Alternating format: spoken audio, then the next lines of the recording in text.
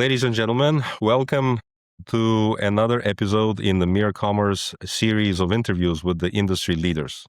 And today I'm honored to host a leader and the person who sits at the intersection of technology, commerce, and strategy, and someone who has built bridges between legacy industries and the modern e-commerce and all the innovation that's happening in that technology space.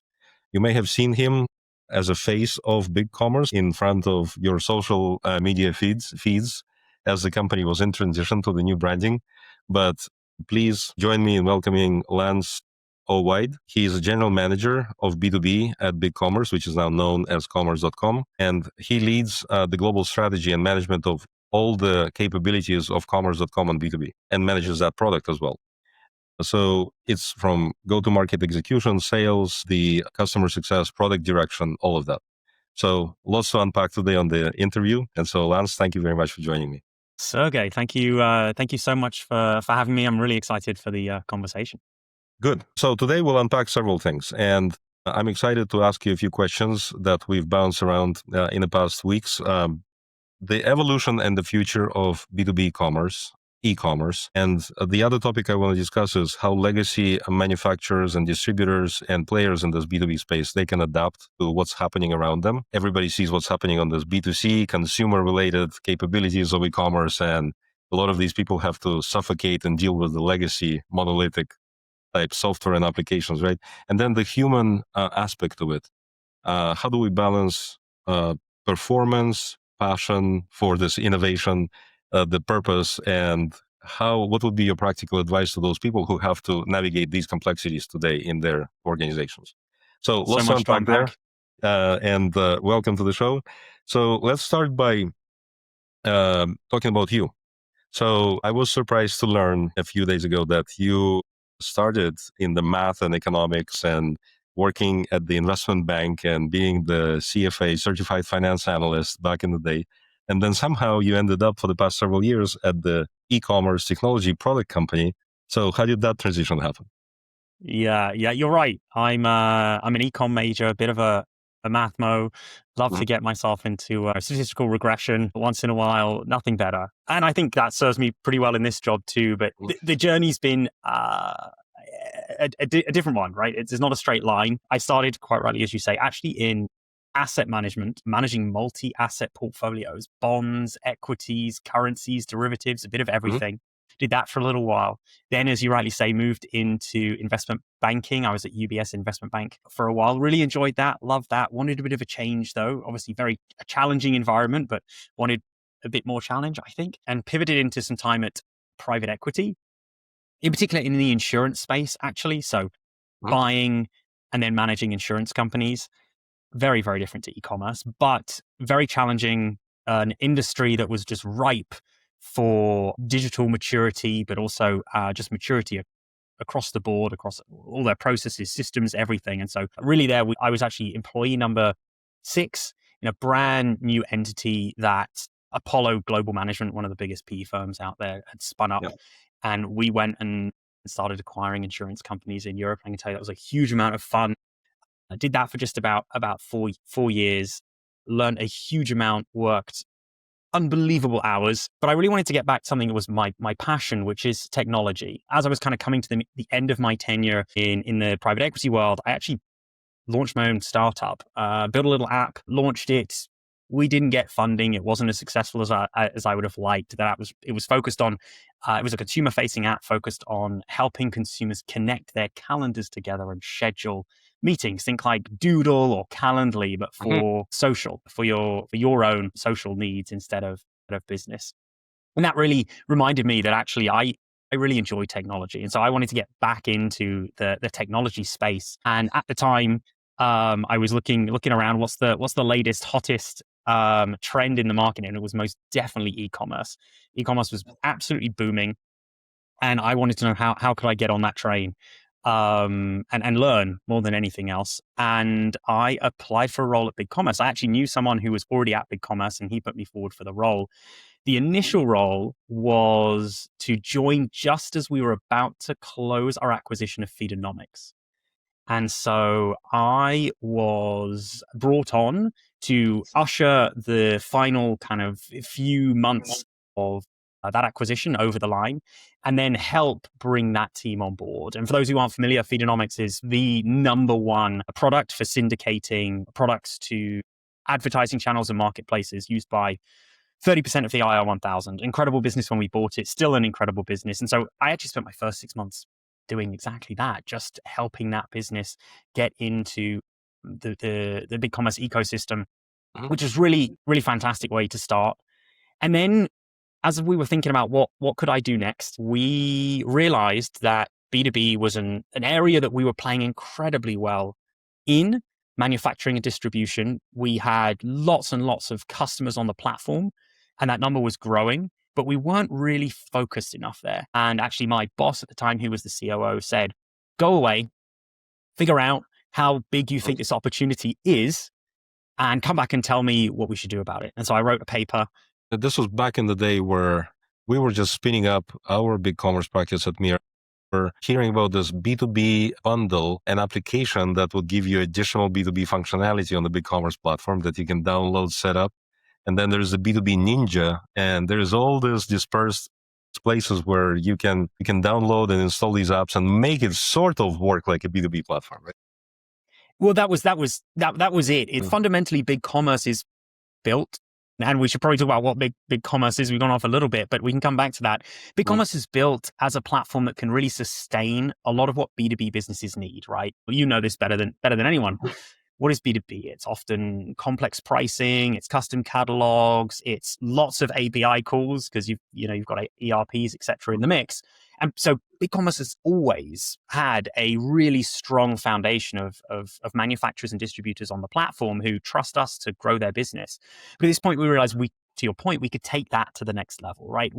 Quoting, we'll get into features and functions, later. And this was about 4 years ago, right? Exactly, yes. It was pretty much spot on 4 years ago, actually, because I went through my 4-year anniversary a couple of months back.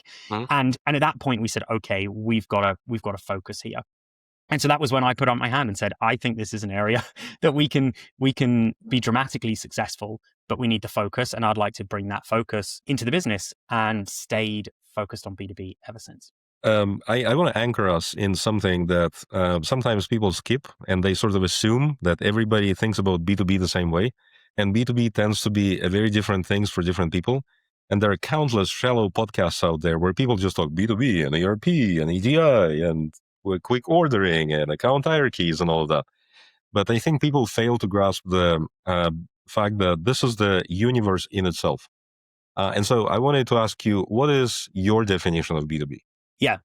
And look, I'm not going to say that someone who is a D2C business and selling wholesale, that's not B2B. Yeah, it's B2B, but it's not who we think of as needing the most complex B2B use cases.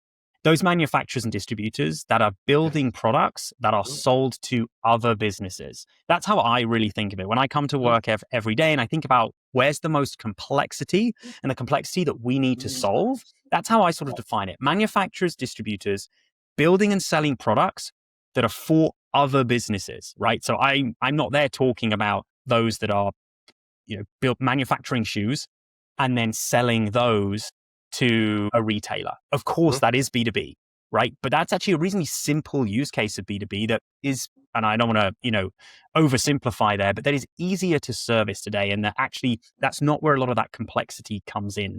But that complexity really comes in when you're that business that is selling, and I know you've worked with many of these businesses, right? Complex widgets that go into the manufacturing of other products, or maybe it's a clamp type product that is used in warehouses and production warehouses up and down the country. Those products are how I really think of true B2B. Doesn't mean we don't service the rest. We do. We have some incredible wholesale businesses on BigCommerce, but the real complexity is there. And so that's what I think about when we're trying to, solve the really complex businesses of today.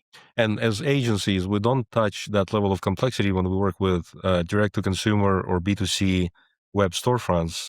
We don't touch supply chain in a lot of cases, but this is where all this just-in-time manufacturing comes into play. This is where all of this order management and the logistics of getting the products on time to the right location, multi-location synchronization, optimizing the costs of delivery, inbound, outbound logistics and customs duties and and freight costs and all of that, right? Exactly. That level of complexity, it steps up. It's almost exponential in growth when you compare, I'm ordering a pair of shoes as a consumer and I want them to arrive at my house. I want them in the next 3-4 days, and I'm fine if that slips a little bit, but I'd like some certainty around that, and I want to know the inventory's there. It is very different if I am building a car and that car is working its way down the production line and I need that part, otherwise production stops. The same if you think about in construction itself. If I'm building a house or an office block and those products don't arrive when you said they were going to arrive to the specification that I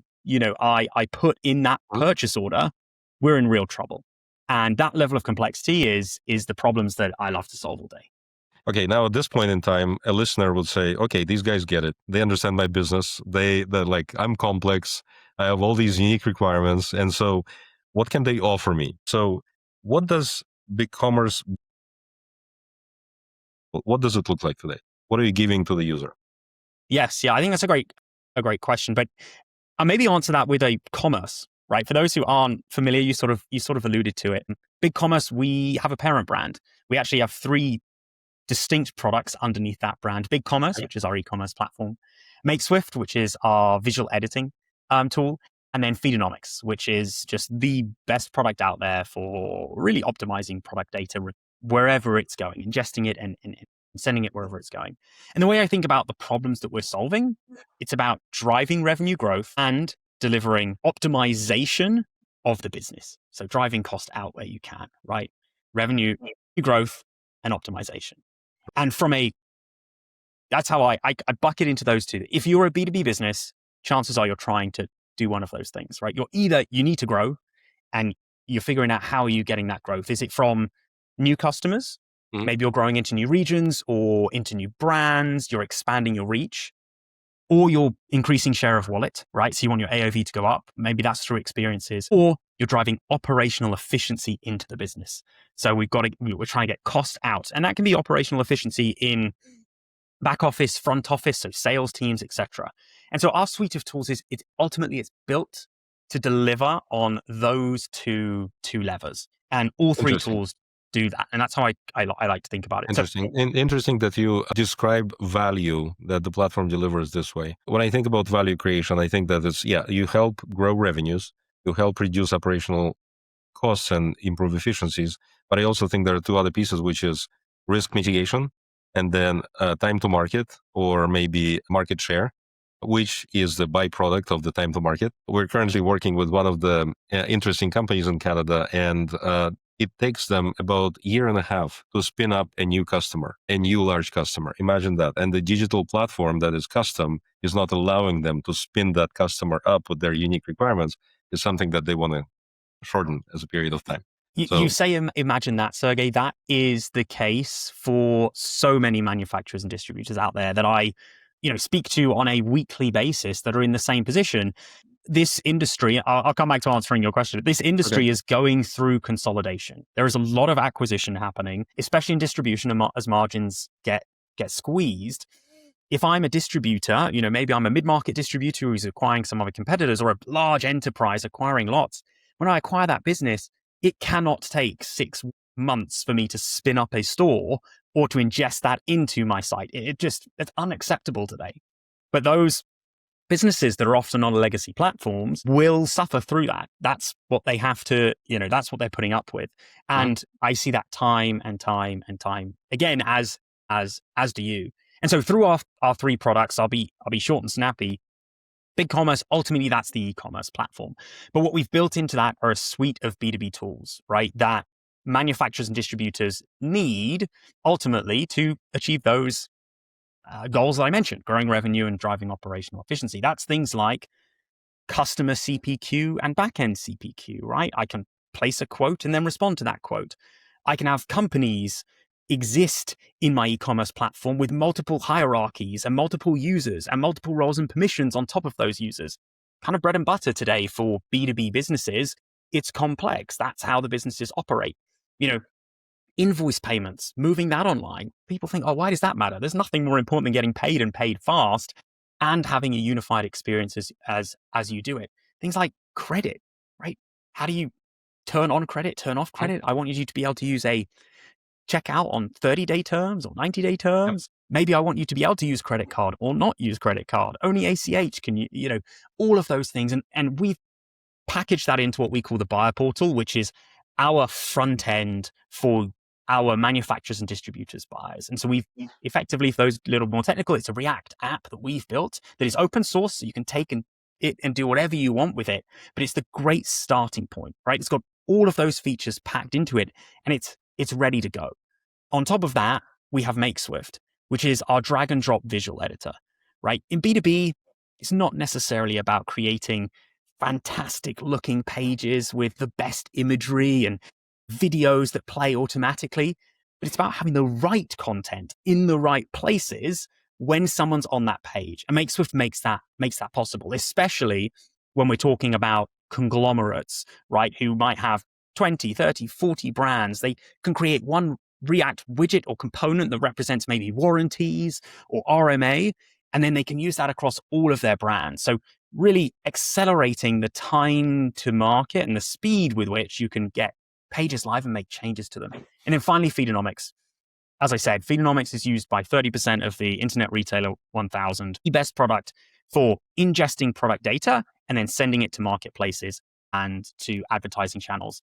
But for B2B, there's a different use case. The B2B use case is getting my supplier data and sending it to my PIM or to my ERP or off to those marketplaces if I'm selling on them. And so that's a really interesting use case. We've got very large businesses. I'm talking distributors doing tens of billions of dollars who are using Feedonomics to assist their product teams in getting those supplier files, in one case, 2,000 files, in and sent off, and then sent off into their downstream system. So hopefully that was a brief overview, but should give folks a bit of a flavor as to our three products and how they service the needs of our customers, manufacturers, and distributors as they're looking to grow revenue or drive operational efficiencies. Okay, and now the listener would say, okay, you guys do it all, and you are presenting it so well, and you are hearing about my problems, you understand the challenges that I have, but I have two of these fundamental choices inside my company. I have this custom monster that we have grown over time with Band-Aid over Band-Aid, custom middleware, and lots of interconnected systems, anything from IBMI, AS400, legacy monolithic systems and pieces here and there, Access databases and the SQL databases and so forth, and Power BIs of this world. And so it's all a mess. And so I either continue to iterate on this, clean it up, roll out the true enterprise architecture, and then continue to iterate on it, or do I go and buy something which has a lot of the capabilities I'm looking for out of the box? So in this buy versus build, previously, if I'm mid-market, if I'm growing and scaling, but I'm not a global Fortune 1000 business, in that case, my choices were pretty limited. And each one would have costed me millions and millions of dollars just a few years back. We're talking about platforms like SAP and such. And so there are two things happening in the market. People are looking at this buy versus build, and they're looking at solutions that are way more affordable with a lot of these features out of the box. And there are still a lot of systems to choose from. And so talk a little bit more about where BigCommerce sits on that end of the spectrum, where you're the buy, and whether you're affordable, very affordable, like what segment of the market or what subsegments of the market you're actually addressing. Yeah, this is a great question. And you're so right. And I was thinking of many customers that have been on that custom platform and have been through that pain. But to kind of answer the question in two ways. So firstly, who are we for? The truth is we have B2B businesses up and down the spectrum, manufacturers and distributors, from folks like Hannah Instruments and Starrett Tools, who in their own right are incredible brands. Starrett Tools is used the world over. They're known for their precision tools, and they use BigCommerce, all the way up to some huge brands doing billions of dollars in total revenue, like the Biorads of the world, who are on stage with us at Big Summit recently, and Smurfit Westrock, and names like that, who are fantastic brands. But how do we position ourselves, right? And I think you painted the world quite well there. If I think of it as, if we kind of put platforms as a spectrum, we have closed platforms that are kind of monolith in their nature, and then open platforms that here's a bunch of APIs, a basket of APIs, go and do what you want with them. On that basket of APIs, do what you want, we'd usually put a CommerceTools in there. lots of APIs, they're performant, they're scalable, but you've got to go and build everything, right? And that is going to take time, and it's often going to be pretty expensive. On the other spectrum, you've got more of the monolith side, and you kind of mentioned it, right? Type like an SAP type platform. There's a lot in there. In that bag of tricks, there's an awful lot that the platform can do, but often to do it, you've built on a lot of customization, and then you lose all of that agility. And so what we're seeing today is that the desire for something that sits somewhere in the middle. And that's what we as commerce want to be. We believe in what we're calling curated composability. Bit of buzzwords right there, but what does that really mean? It means that you should be able to have the speed and agility to spin up a storefront quickly, but the flexibility to build in those unique processes that are specific to your business and are required. I'll give you an example. I mentioned Biorad, right? They were on stage with us at Big Summit. For those who aren't familiar, I think about $2-3 billion in total revenue. They manufacture and distribute complex life sciences equipment, things, DNA and things I don't even really understand. But big business, selling globally, 130 plus countries. To your point, they're on a legacy platform, heavily customized, meant that as they were looking to expand globally, they basically couldn't because the platform wouldn't allow. They built customization on top of customization, and they were completely honed in. It just wouldn't allow them to do it anymore. And so they looked for a platform where they could get that agility back, have the backbone that's SaaS, but at the same time, have those unique processes still be built into the online experience. And that's what ultimately why they chose BigCommerce, because now they have that. They've got microservices that service those unique workflows and a site that is run on top of BigCommerce SaaS. And so they get that agility, selling in 130 countries and 32 currencies. I think I'm probably hopefully getting that about right, but giving them that flexibility. And so that's where we sit is kind of in that middle. If you want to build a composable headless store, the APIs are there. Go for it. But when you don't have time to do that and you want to spin up a store really quickly, you just acquired a business and you want to get them live and transacting, you have the ability to do that too without needing to go through that process of building that headless store. And that's Those where we use think cases, they're so transparent and so clear to me. But the problem is the market is getting very crowded. And besides the CommerceTools and besides the SAPs of this world, you have dozens of wannabes or even capable leader platforms that offer that same functionality today or claim at least part of what you stated BigCommerce is all about. And I can mention Oro, post Magento world. Oro tried to pick up the torch and run with it. It's a B2B platform and the CRM open source. You've got Insight got acquired by Optimizely. So Optimizely is also modifying that platform, iterating on it and making it more and more robust, right? And you have probably like 5-6 players in this market, and each has its own unique strengths. I can mention Kibo, of which we used to be a partner. So they transferred themselves or reinvented themselves as a headless composable B2B platform. And so what is your differentiation from where do you stand specifically amongst them? And what can you offer today that none of these platforms either offers or they do not package it this way? Yeah, I think that's a nice way to kind of phrase that question. When you're picking a platform, you often get into this feature function matrix. Okay. That is just quotes, check. Invoicing, check. Approval workflows, check. Company hierarchy, check. Great. To your point, it's a crowded market out there with a lot to choose from, right? There are quite a lot of platforms out there. And I think it goes back to sort of what I was saying. Which philosophy do you want to pick? And how do you believe you'll be best served into the future? You mentioned Oro, right? And Magento. It's an open source platform. What does that mean? It means you're going to go through an upgrade process. Is that something that you want to do? Is that how you want your team spending their time? In my view, that's not how you should be spending your time. You should leave upgrades and security and patches to a SaaS platform who can handle all of that. And on the other side, you've got those platforms that pure headless. We want to be headless first. Just here's the set of APIs. And I kind of spoke about it. That's useful and great. But I think, and I kind of like this term now, this kind of Maclash type term.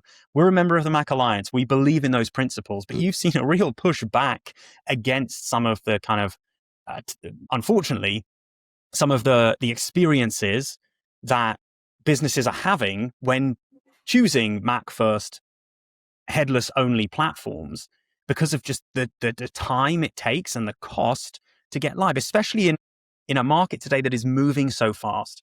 So for me, when I think about differentiation, right, ultimately, if you get down to feature function, I think we still win the day, right? That's our job. We have to make sure we have those features and functions. But I think it's about our ethos is that we want to serve you by allowing you and giving you the flexibility to move really fast, right? Still be agile. So if you don't want that headless storefront, you can spin up a stencil powered, that's our front end storefront really easily, but with the flexibility to at the same time meet those really complex use cases, right? When you need to move fast, you can. If AI is changing everything, we don't know what 2 years will necessarily look like.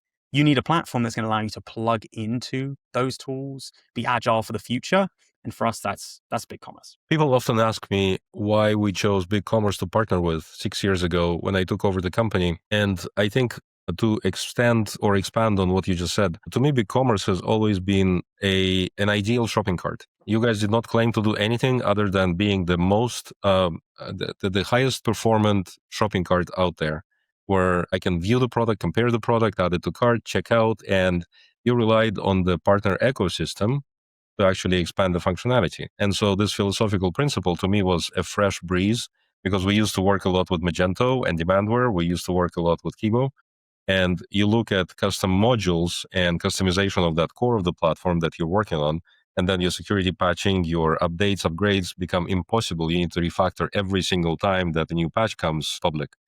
And so here, what we do is we do not touch the core. It just works. And then you innovate and you customize around it by building those cloud serverless custom apps, which may be manipulating with the data as it flows between the systems, or you can create additional customer-facing screens, front-end screens, or admin panel screens where admin users can enter their data and so forth. And so to me, that resonates a lot, and I see that customers get it. Basically, it makes BigCommerce that plug-and-play component of the composable architecture. Yeah. And in B2B, so I think to say that in B2B, that's more important than ever, right? We're not trying to be the best of breed CRM or replace your ERP or your PIM. You have best of breed solutions. You need them to plug in to your commerce solution so that we can leverage all of the goodness of those systems. And we believe that's true. To your point, we rely on our partners. Okay. That's part of the strategy. We rely on those partners. We want our agencies like yourself, Sergei, to build incredible solutions on top of BigCommerce because we can't possibly cater for every single weird, wonderful, unique B2B use case out there. Absolutely no way. But you need to be able to build on top of the APIs and make sure and have faith and trust that those APIs are going to be robust and perform so that that private app or that microservice you built is going to continue to be performant when someone's putting 600 items through a cart or placing a large quote request. So at this time, the merchant who is heavily in B2B, very educated operator with lots of scars gained over the years, they're like, okay, we trust you guys. BigCommerce can do it all. But then there's this other giant company in the market that claims that they're going to be the best in all things B2B. And then who is this small BigCommerce that you're looking at? You shouldn't be even considering them. What do you say to those who are looking at Shopify for its B2B functionality? Because you guys are definitely a very strong player in the market, right? But you guys are way lower in terms of the size and the market share today in terms of installed customer base and so forth. But to me, you're better at certain things where they're trying to spread too thin. But I wanted to get your perspective on your evaluation of their advances or their thinking about B2B. Where do you see them in the deals? And how do you win the deals against Shopify today? Yeah, interesting question. I have a lot of respect for Shopify. Built a fantastic business on the back of SMB merchants into larger mid-market B2C, usually D2C, DNVBs, digitally native brands that have, has done them incredibly well. And obviously they stated an intention to focus on B2B and try to win B2B deals.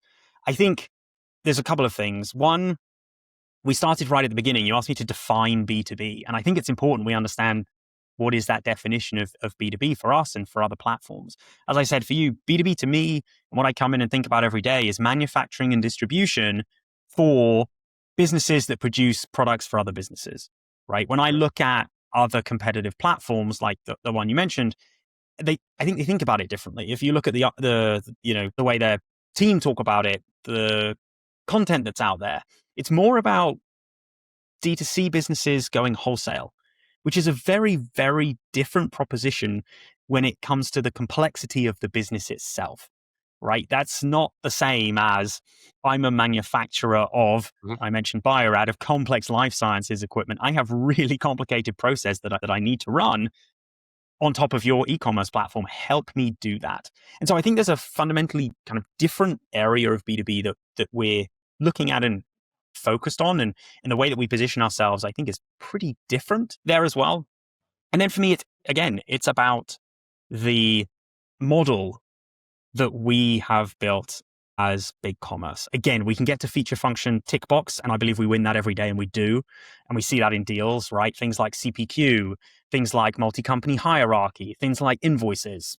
That competitor doesn't have those yet, right? Maybe they'll build them, but they don't. And they take a long time to get right, and you really need to understand the processes. And we've been doing it for 3 years now. So we've got a pretty good hold on what it takes to get those right and be successful. But ultimately, we see ourselves as an extension. In B2B, we're an extension of an ERP.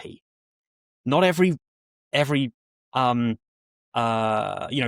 interesting. That's the first time I heard this, and I think there's really something to it, right? Extension of an ERP. Ultimately, our job is to reflect what's happening in the ERP and to take orders. And that means that we are not the system of truth, right? We often talk about unified commerce, I think, is something that gets bandied about a lot. Unified commerce happens in B2B anyway. It's in the ERP. It's all there. And so you can't force things through an e-commerce platform in B2B. It's all EDI or coming through some OCR, or it's in the field with sales teams, or it's over the phone, it's fax, it's email, it's so many other things. E-commerce is generally a pretty small slither of that. And our view is, we're a small slither of that. We improve operations. We want to make them better, right? That's our process. But we aren't going to force everything through our rails. And that, I think, is a fundamentally different way of approaching. It totally is. Listen, you have made some architectural choices of everything that sits behind that platform today. And so you're using Cloudflare for CDN. You guys are partners with Google Cloud. So what are some of those building blocks for the large enterprise level B2Bs to know what's the platform is architected on? Yeah. Look, BigCommerce ultimately is a multi-tenant SaaS platform. API first, microservices architecture. So everything is built as a microservices, pretty much everything. Global edge delivery through Cloudflare CDN. You mentioned that, right? Real-time caching layers for products and pricing. And we're distributing those services in different regions. So based on where you are, you'll get, you could pick the region that we're deployed on, and therefore you're ensuring that you're getting the speed that you want based on the region that you're in. And when it comes to things like security, we have more ISO certifications and PCI certifications than any of our competitor platforms. We take security really, really, really seriously. And that's actually one of the things I think when you're in an RFP with an enterprise brand, be manufacturer or distributor, that is a really key point that we often stand well above our competition on, just in terms of the team that we've built that's focused purely on that security, uptime, ensuring that we're always available, really sets us apart, because our competitors don't have that level of certification and proof of just how seriously we take it. I'm in this industry for almost 20 years, and that always puzzled me.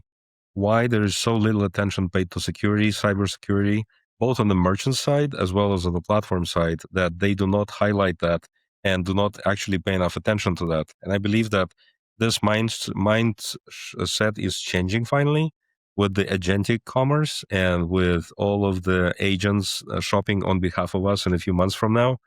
How do you see that future evolving?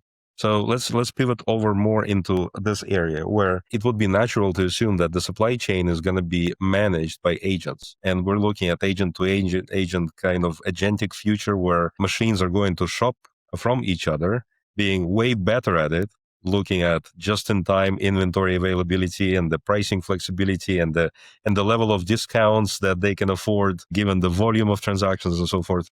But there comes a big elephant in the room with it, which is lack of privacy and the need to monitor and have the audit trail behind transactions or the shopper intent, right? So how are you guys thinking about that fundamentally at BigCommerce today?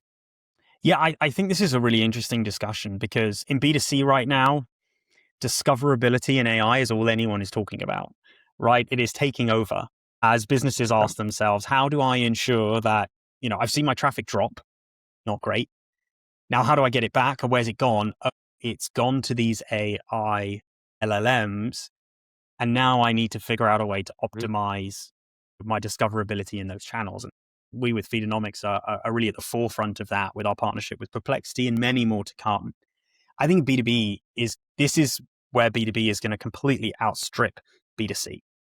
In the B2B world, my transaction is about efficiency. It's not about experience. When I buy a new set of shoes, I want an experience. I want to see the color. I want to see what it looks like. Going on the site's fun, right? It's an enjoyable purchase. In B2B, that's not true. I just want the product and it needs to meet my needs. And so there is going to be a future where a sales agent interacts with a buying agent and they place the order without a human needing to be directly there. A human would be in the loop, but a human doesn't need to approve that transaction. We're a long way from that. Just to be clear, we haven't solved that, but what do we need to get there? We need a way for AIs to know I'm logged in. Here's who I'm logged in as. Here's my custom catalog, my pricing, my roles and permissions, my approvals, the things that I'm allowed to do on behalf of this business and making that happen. And through Feedonomics, we have the connective tissue that already connects, as I mentioned, 30% of the IR 1000 into marketplaces, advertising channels, etc., downstream to their suppliers, distributors. So we're thinking about how do we get that connective tissue and build that connective tissue. But we're not there yet. I don't think anyone has quite cracked that yet, but that's what I see as the future. And to your point, there's going to need to be a lot of security around that. When you are logged in, we got to... It's the race to the top right now. It's obvious. And every platform, every technology product company is trying to figure out the right way to do it. So we see this payment open source protocol published by Google, AP2, PayPal innovating on that with a lot of industry partners. But you're still saying it's a long way out. Well, if we think about what those things are, right, they cover a small slither of B2B. That's really about payment. It's about processing of a transaction. In B2B, as you know, most 95% of transactions occur on terms. Like getting the payment isn't the hard bit. The hard bit is, did I have the right to buy that product? At what price? Is it in my catalog? Understanding all of that. And that's actually a little bit of a different problem we got to work through and figure out. We will. I also think that until there are companies out there that calculate tariffs via the printed manual books that list those tariffs and then input that in Excel spreadsheets and then they carry it over to a different department or still fax them to a different location. I literally had a customer whose operation included a few years ago taking the check that the customer would write to them for delivering the goods to the bank next to them to make sure that the check cashes before the customer can take those containers off the ship. And so as long as there are companies like that, we're going to stay in business. But how much of that legacy upgrade is there compared to the forward-thinking, very mature companies that want to grow and that already understand their customers, their B2B customers, their supply chain, and they're leveraging these tools? What do you think? The data varies here, right? But I think the latest study I saw is something like 30% of manufacturers and distributors in the US don't transact online. Something like that. Really? That's a huge number. That is staggering. And then there is a whole subset of that who tries to do that and then invests maybe $300,000, $400,000 into a multi-month implementation project. And then they're SEO and organic visibility just dies and the platform does not work and they need to pull the plug and re-platform again. Yeah. And to me, that's just the days of the 24-month project to get online, they're gone. That is not acceptable anymore.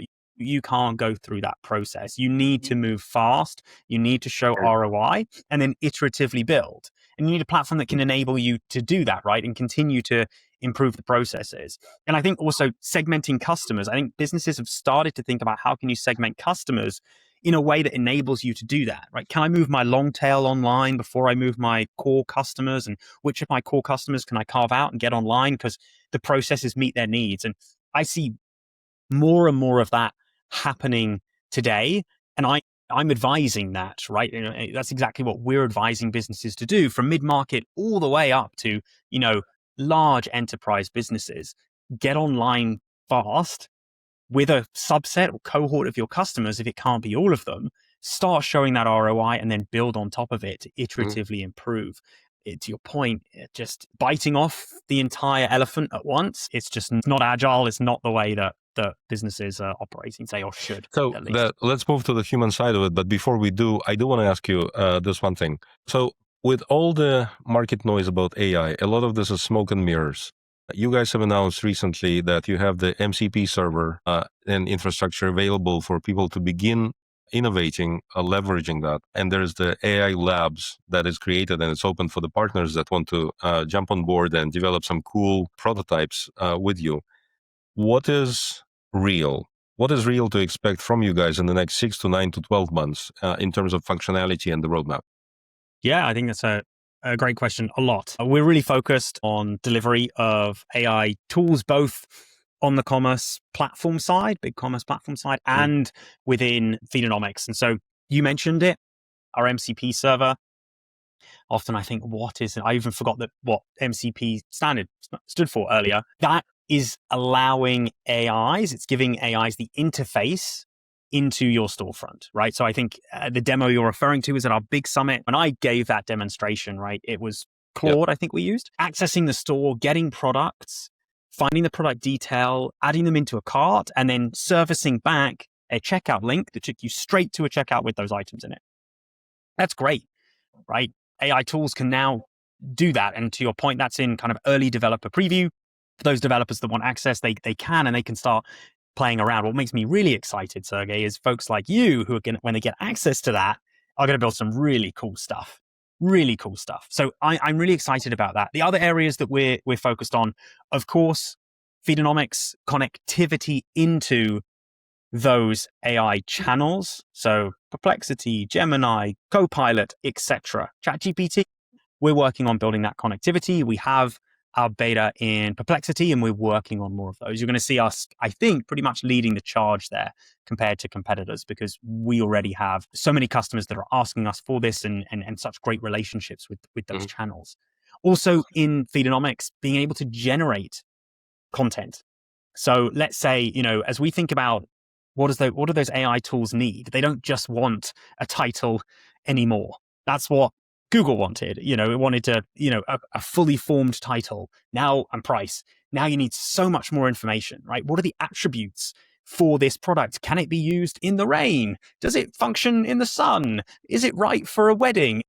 All of that. How do you produce that? Well, Feedonomics is building the AI tools to populate that information based on the product details that you give. And that's going to ensure that you're sending much richer data into those LLMs, that when they're consuming that, you are performing and being returned as a result higher up that stack ranker, hopefully, of your competitors. In the B2B space, also AI attribute mapping. I mentioned large B2B businesses that are using BigCommerce to take in their supplier data and then send it downstream. We're improving that, embedding more AI into it to make it faster and easier to map brand new files that we've never seen before into your PIM, your ERP, and send them downstream. I'm really excited about that because I know product teams out there that manually map files once a month when they come in, and that is, just not a fun task. It's bewildering. It's absolutely incredible, fascinating how affordable it is to launch some of those prototypes and experiment with the technology. It kind of reminds me of my early school years where we were soldering those transistor radios and, and competing in the school contests, building the little devices, transistor FM, the I AM think I made one. radios. And now we're using the smartphone that has billions of these transistors in, and we never think about individual pieces combined into that, right? So this model context protocol, this MCP, we were sitting in one of my customers' offices a few weeks ago, and we were able to actually put together the whole knowledge base of their product catalog where customers can actually reference it. And the extension of it we're building right now, where customers would be able to shop the specific products that relate to their project needs. And you don't have to be a developer to do that anymore. You don't have to be a developer to do that anymore. And that to me is just incredible. So it's a very exciting time to be in this industry. But let's use the remaining time maybe for this, the human aspect of commerce. So I see a lot of these practical business operators, people who have 20, 30 years in this industry and who have so much experience building out these systems and running their operations.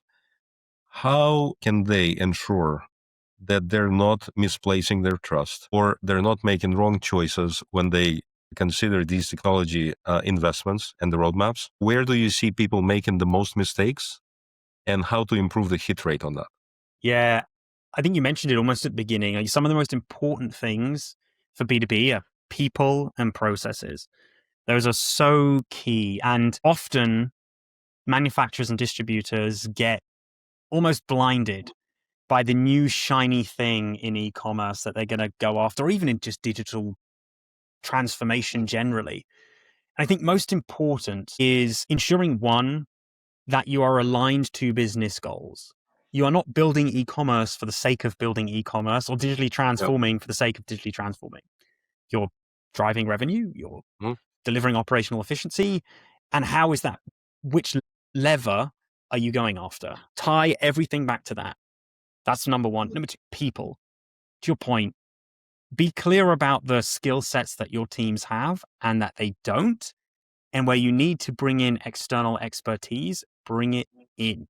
Don't be afraid to go and ask for help. If you do not understand, Sergei, you just mentioned an MCP. To most of the manufacturers and distributors out there and the operators I know, and those at mid-market, you've maybe got an owner-operator, would have no idea what that means. And that's why we at BigCommerce, we are so proud of our partners like you, Sergei, who, especially those that are B2B specialized, have proven their success in B2B because you have that expertise, right? You can bolt on to an existing team and provide that advice. How should you be thinking about this product? What is, this project, sorry. What are the right tools to be using? Maybe e-commerce isn't the right thing to think about because you need to upgrade your ERP first, and you'll be open and honest about telling them that.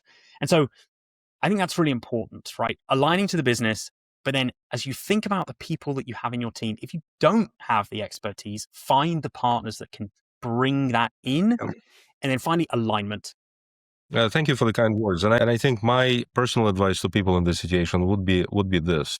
Steer away from the people who are trying to sell you the big bang kind of Band-Aid ripoff and replacement, big bang solutions, hoping to solve all of your problems with one hit. A lot of times we would come into the prospect situation and we would find that they may be not in the situation of migrating to another platform. First, they need to fix the basics of their business, and that is causing 90% of the problems they're experiencing.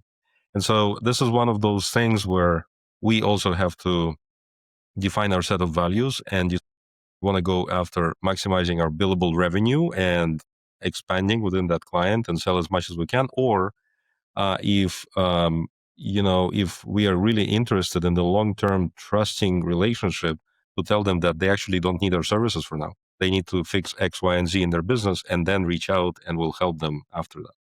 100%, Sergei, 100%.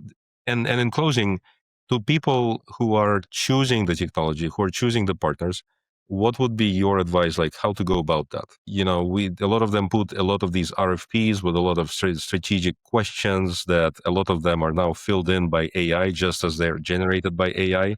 What's the alternative to that? What's the one or two things that a merchant can do in choosing the right technology or the partner? Yeah, I really like that question. I got asked this question a few times as well. Personally, I think you're finding a partner. Don't just think of it as a technology provider. Think of it as a partner. Do you get along with the people? Do you feel like you're going to have influence over the roadmap and what they build? Are these people you would trust that if there's an issue that you can pick up the phone and call them, they will pick up, they will help? I think that is so important and often gets overlooked. But also to your point, right? I tried to avoid it earlier. Feature function. Yes, feature function is important. And you want to make sure that the platform has the features and functions that you need. But ask more than that. Go a level deeper. What is the strategy? What is your ethos? What do you believe in? How do you generate money? As a platform, is it aligned to our success or is it just aligned to your success? Ask those really more difficult questions. Think about, we're growing revenue. We're doing it through share of wallet. How would you do that as a platform? That's an open-ended question that you're going to get really interesting answers to. And one thing, actually, you said it earlier, right? I was listing those features, functions, and you said, oh, it sounds like BigCommerce can do it all. And I think this is really important. No, it can't. And any e-commerce platform out there that tells you we can do everything is lying to you. And so always ask, what can't you do? What shouldn't I use you for? What things aren't right on BigCommerce? And get answers to those questions. Because that, one, will help you build trust, but two, it'll show you where have you got to build around platforms. I think that's really, really important. Lance, your passion, your energy, and excitement about what you're doing is just so contagious. I must tell you that you have this talent of presenting things the way they are, and not unnecessarily spreading the feathers and making it nicer than it really is. But I'm really, really glad we had this conversation because it clarified a lot of questions I had in my mind, also about where you guys are going and how you're different and so forth. And so it's always good to share it with the rest of the world. Maybe to close this, I would ask you this one. What keeps you up at night is sort of a cliche question, but what keeps you up at night? What is your ambition with this product, with this role, with this mission of yours? Look, ultimately, our mission actually hasn't changed for the past kind of 2-3 years. Our mission is to deliver fast and frictionless buying and selling experiences for B2B manufacturers, distributors, and their customers. That's what we're delivering, right? We just want to make the ability that purchasing of products, that paying of that invoice as fast and frictionless as possible for you, that manufacturer distributor. What keeps me up at night? Probably the same things as everyone else. How is AI evolving? How is it going to change the way that B2B businesses purchase? But it keeps me up because I'm excited, and I'm excited to build the future. Not because I'm nervous about it, but because we could be at the forefront of that and help our customers be at the forefront of that as well. And I think that's incredibly exciting. Wonderful conversation. And this is definitely to be continued with you as we have so many subjects to unpack. Ladies and gentlemen, Lance Owide, the Texan in making, or his own words, since he moved from the UK to Texas, a father, a leader, a triathlon athlete as well. And today we learned a lot from him. Thank you, Lance, for your time. And we hope to see you back again. Thank you, Sergei. Conversation was incredible. We probably could have gone for 2 hours. Thank you.